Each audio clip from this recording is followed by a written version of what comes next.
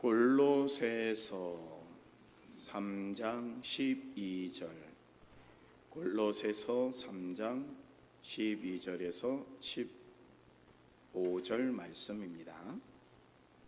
그러므로 너희는 하나님이 택하사 거룩하고 사랑받는 자처럼 긍휼과 자비와 겸손과 온유와 오래 참음을 옷 입고, 누가 누구에게 불만이 있거든 서로 용납하여 피차 용서하되 주께서 너희를 용서하신 것 같이 너희도 그리하고, 이 모든 것 위에 사랑을 더하라.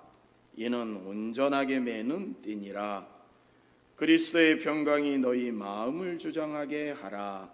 너희는 평강을 위하여 한 몸으로 부르심을 받았나니 너희는 또한 감사하는 자가 되라. 인사 나누시겠습니다. 사랑하겠습니다. 반갑습니다.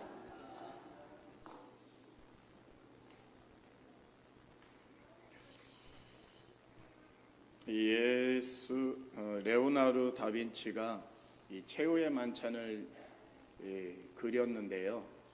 이 성화가 참 유명하죠. 근데 이 성화를 그리게 되는 일화들이 몇 개가 있는데요.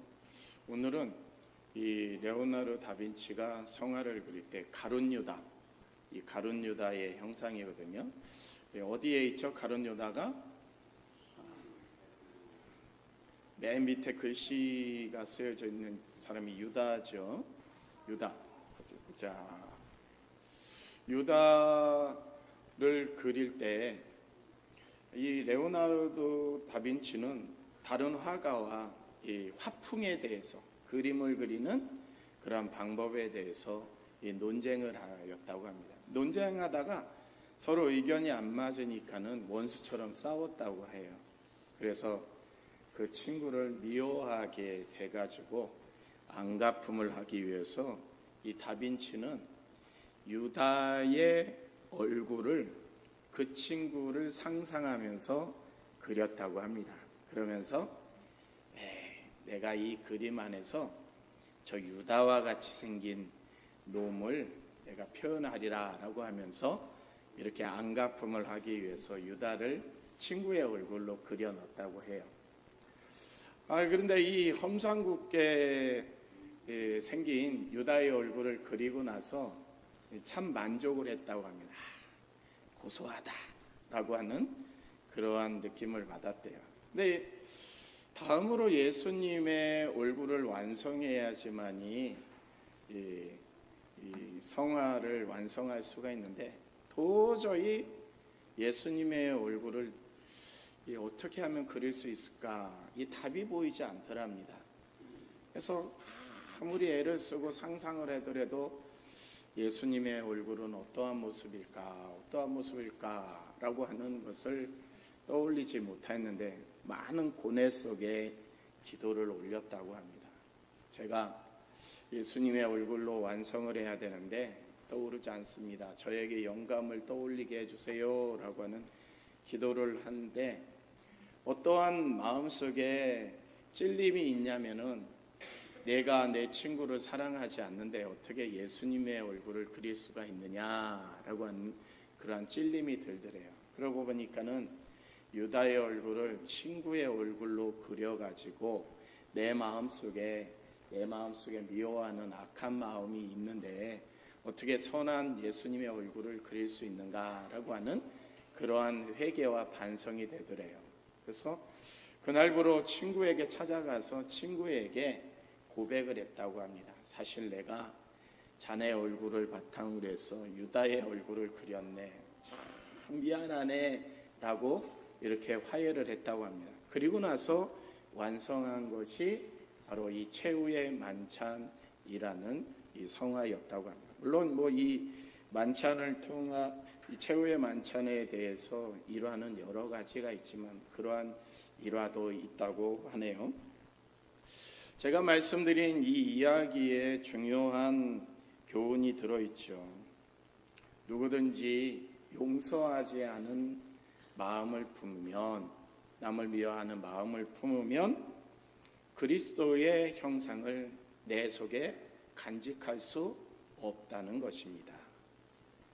용서하는 마음을 품을 때 그리스도의 형상, 그리스도의 마음을 내 안에 품을 수 있는 것입니다. 용서 없이는 자신의 인생을 명작으로 만들 수가 없다는 이야기도 되겠죠. 우리가 사실 진심으로 용서하지 못하기 때문에 가정 안에서 또 부모 자식 간에 원만하지 못하는 생활이 있는 것 아니겠습니까? 직장에서나 이웃과의 관계에서도 진심으로 용서는 했어요. 근데 진심으로 용서하지 못하기 때문에 관계가 깨어지고 있는 경우도 있습니다. 진심으로 용서하지 못하기 때문에 교회 안에서도 은혜의 통로가 막히는 경우가 있어요. 하나님의 은혜를 받으세요, 사랑함으로 라고 하는데 누군가를 미워하는 마음을 품고 이 자리에 나와 있으면은 하나님의 은혜의 통로가 제가 되지 못하는 거죠. 기도의 문이 막히고 전도의 문까지 막히는 것, 바로 내가 예수님을 품지 못하기 때문에, 진심으로 용서하고 사랑하지 못하기 때문에 일어나는 부정적인 모습입니다. 그래서 골로새서 3장 12절에 사도 바울은 용서의 마음을 갖는 방법에 대해서 말씀하고 있는데요. 3장 10절에 보면 새 사람을 입었으니 이는 자기를 창조하신 이의 형상을 따라 지식에까지 새롭게 하심을 입은 자니라 라고 하는 말씀을 하십니다. 성도는 자신을 창조하신 분인 예수 그리스도의 형상을 쫓아 새롭게 함을 입은 자라고 하는 뜻입니다. 그리스도의 성품 중에 가장 중요한 성품이라고 하면 바로 용서하시는 거죠. 우리가 예수님의 형상대로 새롭게 지음을 받았으면 당연히 용서하고자 하는 마음이 이 마음속에 가득해야 합니다. 주님처럼 남을 진심으로 용서하는 모습이 나타나야 내가 예수님을 품고 있는 모습인 것입니다. 근데 잘 되지 않아요. 잘 되지 않습니다. 그렇기 때문에 오늘은 어떻게 하면 용서하는 마음이 잘 될 수 있을까라고 하는 것을 나누고자 하는데요. 먼저 여러분은 하나님의 거룩한 백성임을 깨달아야 합니다. 자, 우리 한번 고백해 보실까요?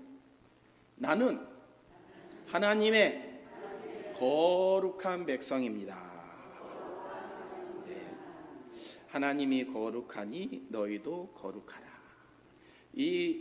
지금 여러분이 앉아 있는 것을 성전이라고 하죠. 거룩한 처소.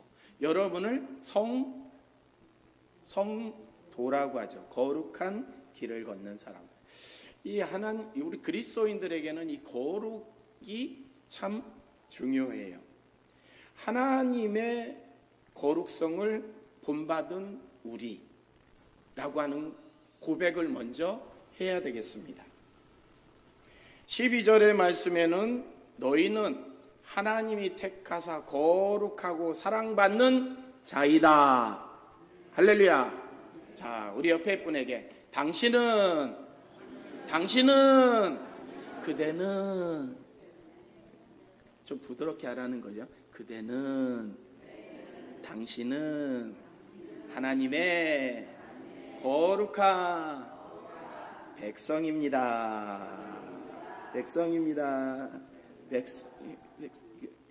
엄지척 좀 하라고요. 그대는 하나님의 거룩한 백성입니다. 네, 이어서 하니까 좀 못하시네. 다음부터 끊어서 해야 돼요. 여러분은 하나님의 거룩한 백성임을 인정하고 받아들여야 됩니다.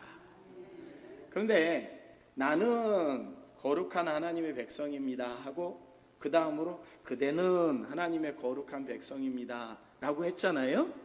의의 권리를 인정을 해야 되는 겁니다. 나도 하나님의 거룩한 백성이지만 이 사람도 하나님의 거룩한 백성이라고 하는 거예요. 하나님은 하나님의 백성을 건드리는 민족과 왕과 불의한 재판관들을 내버려 두시지 않으셨어요. 그곳에 하나님의 심판을 단행하셨습니다. 그러면 하나님의 진노를 받지 않고 하나님의 심판의 대상이 되지 않으려면은 내 옆에 있는 하나님의 거룩한 백성을 존중해야 돼요? 존중하지 않아야 돼요? 존중해야 되는 것이죠. 하나님의 성품이 거룩하니 하나님의 백성, 하나님의 자녀라고 내가 스스로 고백한다고 하면 나 역시 하나님의 거룩성을 본받아야 합니다. 아마 골로새 성도들은 하나님의 거룩한 백성이라고는 인정은 했지만은 하나님의 거룩한 백성이 되기 위해서는 율법을 잘 지켜야 돼라고 하면서 지극히 유대적인 시각을 가지고 상대방을 바라봤던 거예요.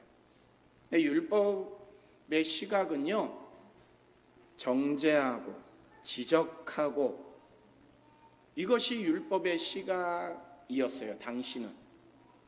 근데 하나님의 율법의 시각은 죄를 짓지 말라라고 하는 뜻이 담겨 있죠. 너는 이 율법을 통해서 죄 짓지 마라고 하는 뜻이 담겨 있는데 사람들은 이 율법을 상대방을 정죄하기 위해서 사용했던 거예요.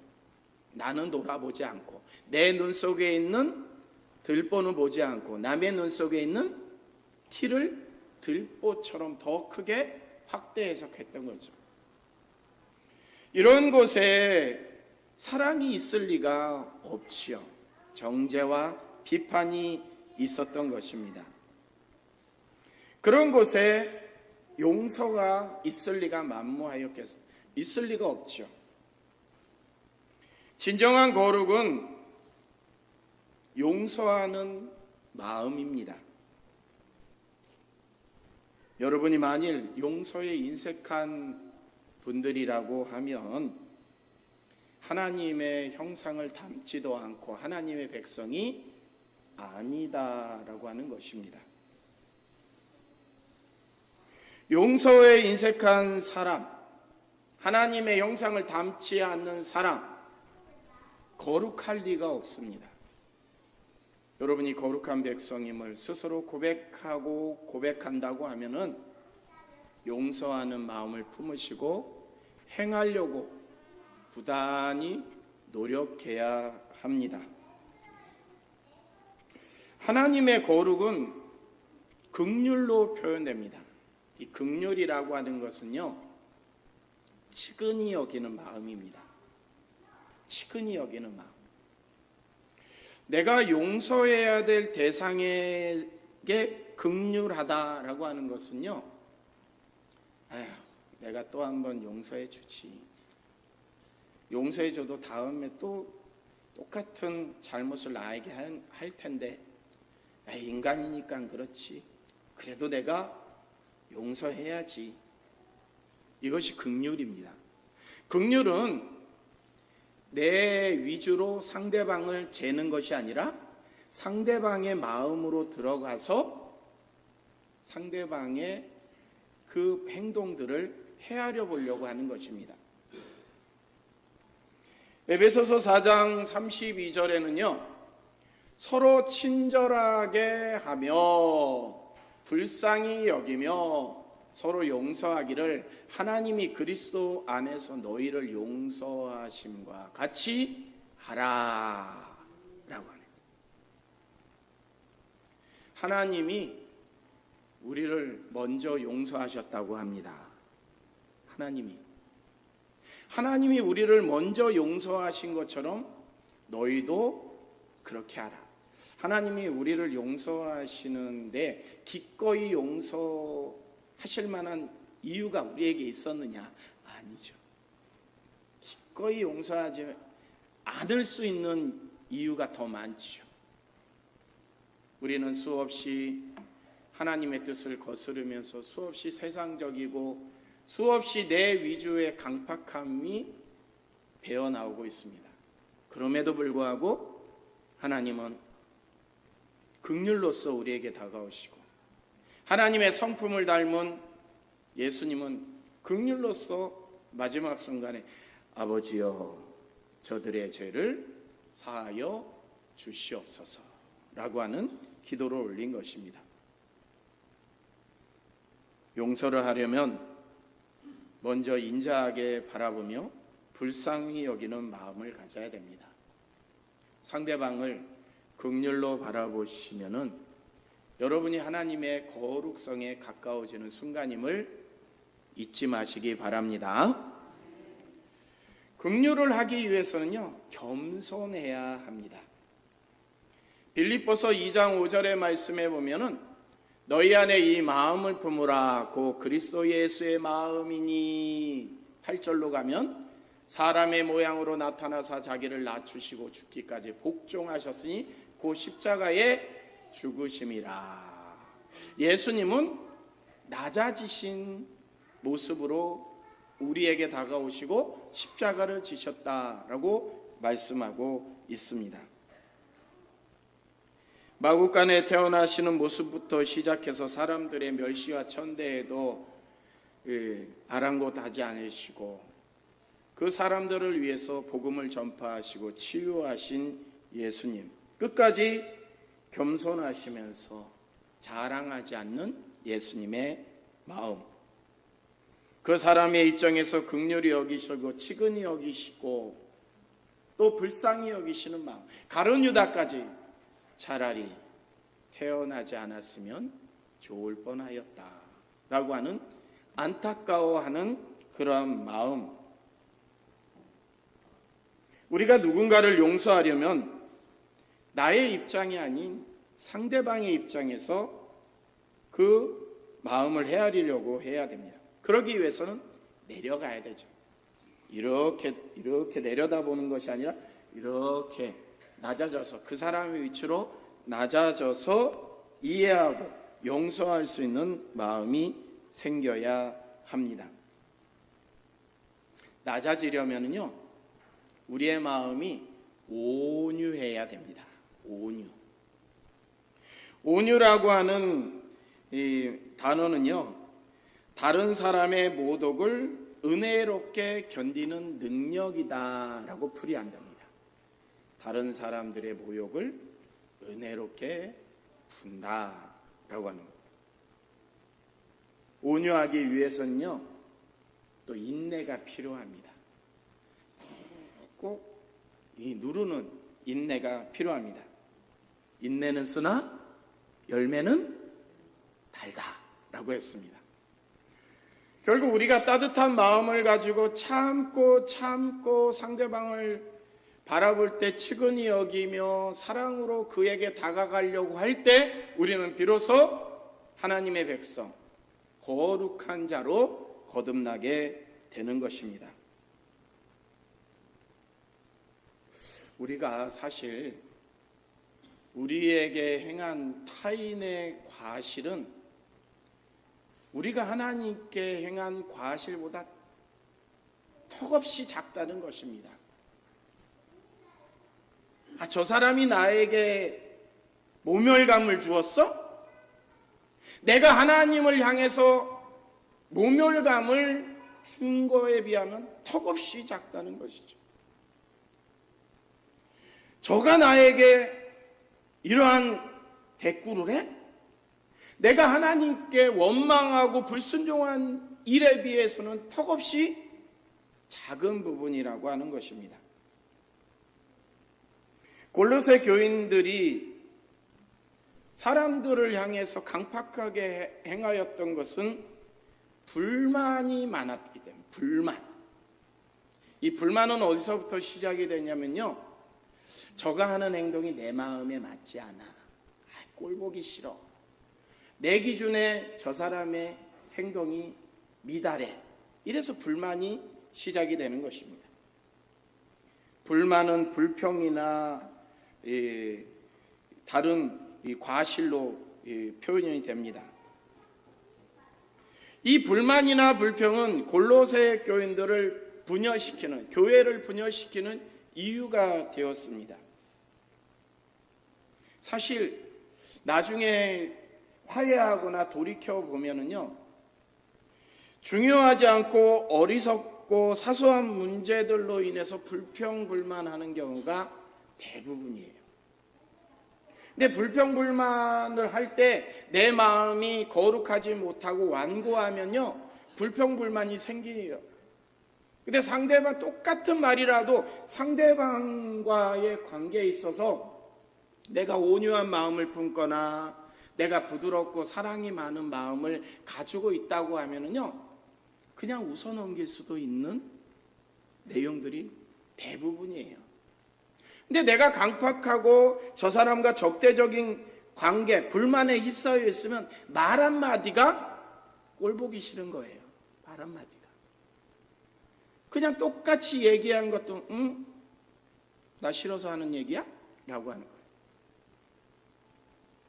아내에게 불만이 있으면 여보 오늘 잘 다녀오세요 라고 인사를 하더라도 왜? 내가 가다가 넘어졌으면 좋겠어? 라고 다른 식으로 반응을 합니다. 이러한 불만은 교회의 단합을 깨트리고 하나님의 백성으로서 거룩함을 훼손하게 합니다. 예수님이 들으신 비유 중에 1만 달란트를 빚진 자, 100데나리온을 빚진 자에 대한 그러한 비유가 나오죠. 1만 달란트를 빚진 자가 주인의 긍휼에 의해서 탕감을 받았어요. 아유, 너 1만 달란트 도저히 못 갚겠구나. 간도라 간도 라고 하면서 탕감을 해줬어요. 기분 좋은 마음으로 집으로 돌아오고 있는데 자신에게 100달란트를 꼬간 사람이 저기 걸어가고 있는 거예요. 야! 내 돈 갚어. 똑같이 그도 그의 주인에게 하였던 말을 듣습니다. 친구여, 내가 조금만 기다려줘. 그럼 갚을게. 라고 하는 그러한 대답을 합니다. 이때 1만 달란트를 빚졌던 그 사람이 뭐라고 하냐면 뭔 소리야 지금 갚어 못 갚어? 그러면 나한테 맞아 라고 하면서 때리고 옥에 가두고 재산을 몰수하려고 했다는 얘기죠. 만일 이 1만 달란트를 빚졌다가 탕감받은 사람이 내가 1만 달란트를 빚졌으니 저 100데나리온 나에게 꼬간 사람도 좀 덜 갚고 좀 기다려줘도 되겠다라고 너그러운 마음을 품었어요. 주인이 나에게 너그럽게 한 것처럼 나도 누군가에게 너그럽게, 이 복의 통로잖아요. 은혜의 통로? 나를 통해서 내가 받은 은혜를 누군가에게 나눠주는 그리스도인들은 바로 이 복의 통로가 되어야 됩니다. 다 같이 해보실까요? 나는 복의 통로입니다. 여러분이 은혜를 받았으면 은혜를 나누고, 여러분이 사랑을 받았으면 사랑을 나누고, 여러분이 복을 받았으면 복을 나누고, 고백하지 않으면 계속 아멘은 언제 하고 아멘 해야지 결단을 하는 거죠. 은혜를 받았으면 은혜를 나누고, 복을 받았으면 복을 나누고, 용서를 받았으면 용서를 나누고, 돈을 받았으면 저한테 주고. 사랑하는 성도 여러분, 우리는 하나님의 자녀, 하나님이 왜 나를 자녀 삼아주시고 백성 삼아주셨냐면 나를 통해서 하나님의 뜻을 다른 데에 또 펼쳐라 라고 하면서 선택하여 주신 거예요. 여러분 선택을 받은 거예요. 그러한 그 크신 은혜를 먼저 기억하고, 나도 은혜를 받았으니 나도 낮은 자리에 위치에 내려가서 겸손하게 온유한 마음으로 참아주고 용서해주고 이해해주고 상대방을 사랑하게 될 때 비로소 하나님은 우리에게 더 큰 은혜와 더 큰 용서를 허락하여 주신 것입니다. 성경에 있는 말씀은 주께서 너희를 용서한 것 같이 너희도 그리하라 라고 말씀하십니다. 골로새서 2장 13절에서 14절에 보면 범죄와 육체의 무할례로 죽었던 너희를 하나님이 그와 함께 살리시고 우리의 모든 죄를 사하시고 우리를 거스르고 불리하게 하는 법조문으로 쓴 증서를 지우시고 제하여 버리사 십자가에 못 박으셨다라고 말씀하고 있습니다. 여기서 증서를 지웠다라고 하는 내용은요, 차용 증서 있잖아요. 차용 증서가 있으면은 이 사람이 돈을 갚으면은 돈 갚았다라고 해서 X라고 이렇게 히브리어로 X라고 하는 그런 금을 걷다고 합니다. 그러면은 이 사람이 돈을 갚았다, 죄가 사하여졌다라고 X했어요. 그러면 이 사람은 돈도 안 갚아도 되고 죄도 이제 없는 거예요. 근데 증거는 남아요, 안 남아요? 문서는 보관되니까 증거는 남잖아요. 그럼 증거를 남으면 이 증거를 다른 사람이 볼 수 있어요, 없어요? 볼 수 있어요. 다른 누군가 관리가 보거나 다른 이 가족이 보거나 이 증서를 볼 수 있어요. 그래서 어떻게 생각해요? 아, 이 사람은 돈을 빌렸던 사람이구나. 아, 이 사람은 가난한 사람이고 이 사람은 죄를 지었던 사람이구나 라고 하는 것을 볼 수 있어요. 그러면 이 본 사람이 저 사람을 생각하게 될 때 약간 경계심이나 선입관을 가지고 바라보는 거죠. 근데 우리 하나님은 우리의 죄를 어떻게 하셨냐면요, X 지우셨을 뿐만이 아니라 십자가에 못 박아서 없애셨다. 증서까지 다 없애셨다 라고 하는 그러한 말씀을 사도 바울이 해주고 있는 것입니다. 흔적도 남기지 않고 완전히 그 증거 자체를 없애신 하나님, 바로 저와 여러분이 이런 은혜를 받았습니다. 할렐루야. 우리가 행한 악한 것까지 기억도 하지 아니하시고 흔적조차 지우시는 것, 고린도전서 13장에서 하나님의 사랑은 악한 것을 생각하지 아니한다 라고 이렇게 표현합니다. 진정한 용서는 이 흔적까지 남기지 않는 것이 진정한 용서입니다. 아무리 큰 악한 일이라고 할지라도 마치 일어나지 않은 것처럼 다 잊어버리는 것, 이것이 바로 진정한 용서입니다. 잊어버리고 그 사람을 새롭게 바라보는 것, 전에 나에게 행하였던 그 모든 잘못들을 다 잊고 새로운 상태에서 그 사람을 바라볼 수 있는 마음, 결단, 이것이 주님의 거룩성에 가까워지는 길이 되는 것입니다. 여러분은 그리스도의 형상을 닮은 분이 되어야 합니다. 주님께서 하신 것처럼 당연한 용서를 행하시기 바랍니다. 그러면서 자랑하지 않고 교만하지 않고 당연하게 사랑으로 나아갈 수 있는 길, 이것이 주님께서 원하시는 우리 그리스도인, 이 교회 안에 있는 저와 여러분의 품성이고 행위여야 하는 것입니다. 오늘은 6.25와 가까운 민족 화해의 주일입니다. 우리는 아직까지도 누군가를 미워하고 있고요, 누군가를 꺼리끼는 마음을 품고 이 성전에 있기도 합니다. 그러면 주님의 거룩성에 가까워질 수가 없습니다. 우리의 잔재까지, 미워하는 잔재까지 하나하나 없어지기를 소망합니다. 기도하시겠습니다.